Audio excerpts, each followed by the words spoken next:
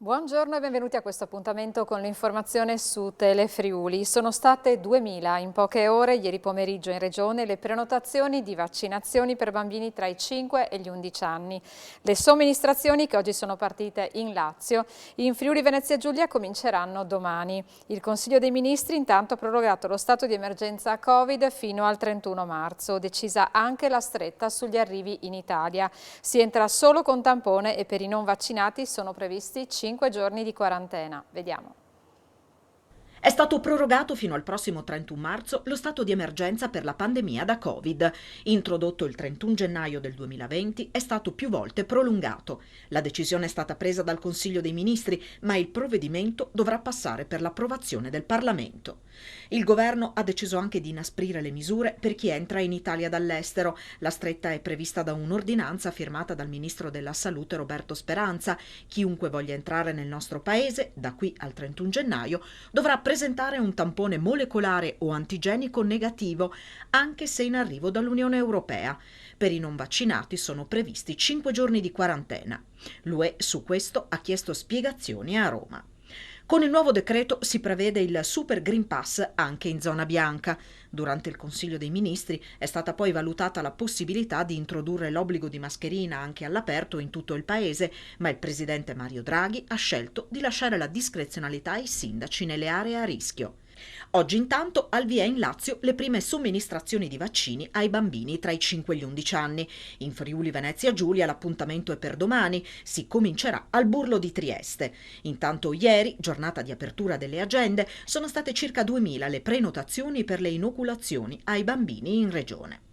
Pronti a vaccinare tutta la platea, ha detto il generale Francesco Figliuolo, il quale ha ricordato che nel periodo delle festività la campagna procederà al ritmo di 500.000 somministrazioni in media nei giorni feriali e di 300-350.000 nei fine settimana, numeri che per il Friuli Venezia Giulia si traducono in 128.000 inoculazioni fino al 26 dicembre.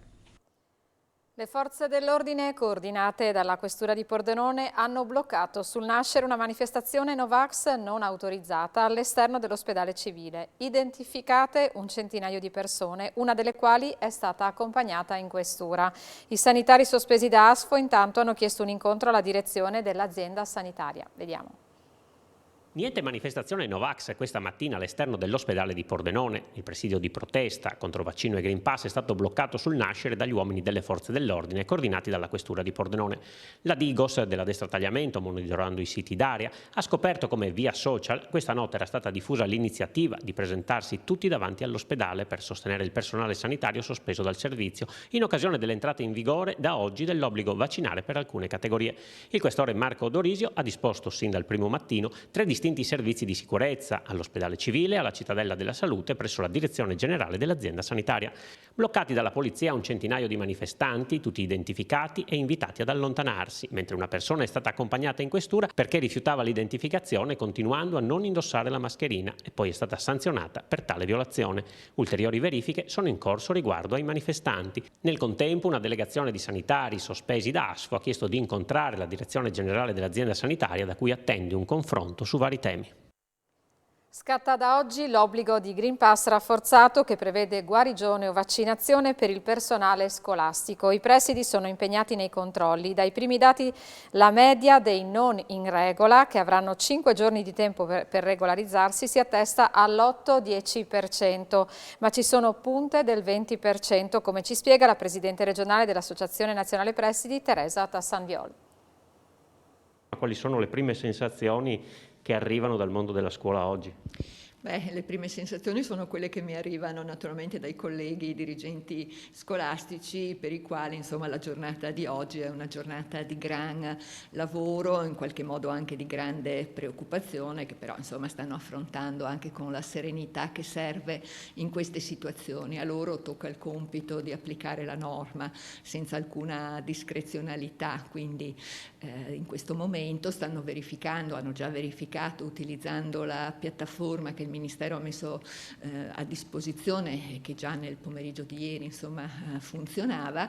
In base ai dati che rilevano da questa piattaforma stanno recapitando il famoso invito al personale non in regola è un invito che appunto chiede loro di provvedere a fornire la documentazione necessaria per mettersi in regola. Oggi qual è il quadro che ci rimanda alla piattaforma? Diciamo che, come ho sempre detto, il quadro è molto diversificato da zona a zona, da territorio a territorio, da istituto scolastico a istituto scolastico. Per fortuna nella maggioranza dei casi, diciamo, la percentuale che è stata verificata oggi si attesta insomma tra il 5 e l'8%, ma ci sono parecchi istituti che marcano invece una percentuale di non vaccinati molto più elevata, molto consistente. Le do solo un dato che è, ripeto, empirico per il momento, ma ci sono istituti in cui anche fino a quasi 50 persone risultano in questo momento non in regola. Quindi lei può... 50 su quante? 50 su una media, penso sui 170, potrebbero essere 170-180 unità di personale dipendente. Elisa Toffoli è positiva al coronavirus. Ad annunciarlo è stata la stessa cantautrice che con un video postato nelle storie di Instagram ha informato i fan della sua positività e di quella dei familiari. Stiamo bene, per fortuna abbiamo preso il virus in forma leggera. Presto quindi potremo tornare di nuovo in pista, ha spiegato la cantante rassicurando i suoi ammiratori. Questa sera la presenza di Elisa a Sanremo Giovani avverrà quindi solamente in streaming. Ultimo passaggio formale questa sera per il via libera ai nuovi vertici di Confindustria Udine. Nel tardo pomeriggio l'Assemblea dei Delegati si esprimerà definitivamente sulla candidatura di Gianpietro Benedetti, che ha già ottenuto il consenso unanime del Collegio Generale dell'Associazione. Anche la squadra presentata, con Piero Petrucco, presidente vicario, e Dino Ferragotto e la presidente uscente Anna Mareschi Danieli come vice, ha ottenuto il via libera. Alle 19 sono stati convocati a Palazzo Toriani i giornalisti per la presentazione del team chiamato a guidare Confindustria Udine nei prossimi 4 anni e per l'illustrazione del programma che si intende mettere in atto. Siamo alla cronaca. Paura ieri pomeriggio a Tavagnacco per un uomo visto aggirarsi lungo via Battisti imbracciando una motosega con lo sguardo perso nel vuoto e un atteggiamento inquietante. Spaventati, numerosi passanti e automobilisti hanno chiamato le forze dell'ordine temendo per la propria incolumità. Il soggetto, un cinquantenne del posto, è stato subito raggiunto dall'equipaggio di un'ambulanza e dai militari dell'Arma della stazione di Feletto Umberto. Al loro arrivo l'uomo era rientrato nella propria casa. In stato confusionale è stato quindi accompagnato al Santa Maria della Misericordia di Udine. 40 kg di barre d'argento utilizzate per i trattamenti galvanici sono stati rubati da una fabbrica di Pavia di Udine. Si tratta senza dubbio di un furto su commissione. I danni sono ingenti, superano i 25.000 euro. E resta ancora da chiarire la modalità con la quale i ladri hanno agito per entrare nell'opificio senza far scattare l'allarme. Intervento di oltre 5 ore durante la notte per domare un incendio scoppiato all'interno di una rimessa per attrezzi agricoli in via Romana a San Canzian di Sonzo. L'allarme è scattato dopo la mezzanotte facendo intervenire sul posto i vigili del fuoco di Monfalcone, di Ronchi dei Legionari e di Gorizia. L'incendio si è sviluppato in un'area privata nelle adiacenze di un'abitazione che non è stata interessata dalle fiamme grazie al tempestivo intervento dei pompieri. L'edificio, finito in cenere, era costituito da parti in legno e da parti di metallo. Ingenti i danni, sul posto anche i carabinieri. Da giorni a Malborghetto Valbruna non si parla d'altro che dell'aggressione subita da un cittadino che risiede nella frazione di Santa Caterina. Giovedì 9 dicembre, in piena notte, un animale nero non ancora ben identificato è entrato in un'abitazione iniziando ad attaccare il cane che vive all'interno. Per proteggere il suo amato fido, il proprietario ha iniziato una colluttazione con l'intruso a 4 zampe, subendo un morso al corpo. A raccontare la vicenda è stato lo stesso sindaco Boris Prescher, che ha reso noto come l'animale in questione potrebbe essere anche un lupo ibrido, almeno secondo quanto riferito dal suo concittadino. A stabilire l'esatta identità della specie in questione però saranno le analisi che saranno fatte sui peli lasciati dal canide durante l'aggressione. Il primo cittadino, infatti, affinché non ci siano dubbi, questa mattina ha informato con una nota dettagliata le autorità forestali competenti e la prefettura, chiedendo l'accertamento sui pericoli rilasciati dall'animale e l'avvio di soluzioni immediate ed efficaci per contrastare la proliferazione dei lupi nel territorio. Quanto accaduto ci fa pensare che probabilmente sia atteso troppo tempo per intervenire sui lupi, ha commentato il sindaco. Sarà presentato questa sera alle 20:30 al Cinema Sociale di Gemona il nuovo DVD Il Friuli Perduto nel film di Guido Galanti, che completa la trilogia sul Friuli Perduto a cura delle Cineteca del Friuli.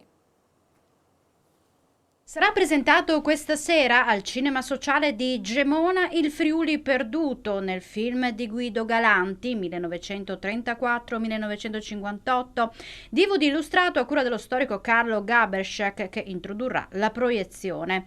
Il nuovo DVD completa la trilogia sul Friuli Perduto nei lavori di Antonio Seguini De Santi, Giorgio Trentin e Guido Galanti, i cui film, girati in pellicola, sono stati affidati alla Cineteca del Friuli, Archivio Cinema del Friuli Venezia Giulia, dagli stessi autori, o nel caso di Galanti dai nipoti eredi del cineasta Elena e Alessandro Piselli. Il lavoro di recupero è stato realizzato nell'ambito del progetto di conservazione, digitalizzazione e diffusione delle immagini del territorio regionale che la Cineteca porta avanti grazie al sostegno della Fondazione Friuli, della Regione Friuli Venezia Giulia e del Ministero della Cultura, Direzione Generale Cinema e Audiovisivo. Al sociale saranno proiettati tutti i contenuti documentaristici inclusi nel DVD, testimonianze di eventi diversi che insieme disegnano un'epoca, oltre alla liberazione di Udine, gara ciclistica, la Tisana Lignano dei giornalisti udinesi, tappa del Giro d'Italia e Porta Gemona, in cui compaiono anche Fausto Coppi e Gino Bartali. Grado 8 agosto 1948, elezione Miss Venezia Giulia, la Madonna missionaria parte per 13°, l'onorevole De Gasperi a Udine, per finire con 4 passi per Udine, brioso ritratto della città nei primi anni 50 e il commovente arrivo dei reduci dalla Russia alla stazione di Udine. Gli spettatori riceveranno in omaggio una copia del DVD che include altri 2 brevi film a soggetto, A Villa Rosa è proibito l'amore e Il sogno di Biancastella. La musica di accompagnamento per i film girati muti è stata affidata dalla Cineteca al pianista di origine pordenonese Mauro Colombis. E chiudiamo con lo sport. L'Udinese liquida con un 4-0 la pratica Coppa Italia, qualificandosi per gli ottavi della competizione ieri sera contro il Crotone al Friuli, formazione rimaneggiata per Cioffi, che ha schierato Pussetto e Success in attacco e dato spazio a Samardzic, Ziegler, De Maio, Jajalo e Zoppi. Buoni segnali dell'argentino a segno con una doppietta, in rete anche Success su rigore e De Maio. Tra gli esperimenti di Cioffi nel secondo tempo, Forestieri da quinto e Molina interno a centrocampo. Soddisfatto il tecnico bianconero, che ha detto di aver avuto dalla gara molte conferme e anche diverse risposte. Udinese oggi subito in campo per preparare la sfida a salvezza di sabato contro il Cagliari. E per questa edizione è tutto, io vi ringrazio per essere stati con noi e vi lascio all'appuntamento con A Voi la Linea. Buon pomeriggio.